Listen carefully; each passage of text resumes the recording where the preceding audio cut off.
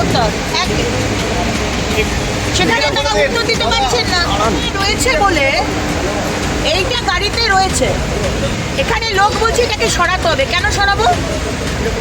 TMC এমএলএদের গাড়ির পিছনে যখন মমতা ব্যানার্জির এগিয়ে বাংলা তৃণমূল কংগ্রেস লেখা ছবি দেওয়া গাড়ি যাচ্ছে তখন সেগুলোকে তো বলছেন না গাড়ি ঢুকবে না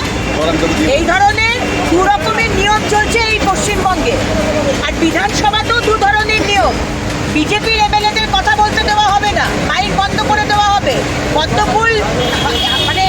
একটা মোটিভ থাকলে গাড়ি থেকে সেটা সরাতে হবে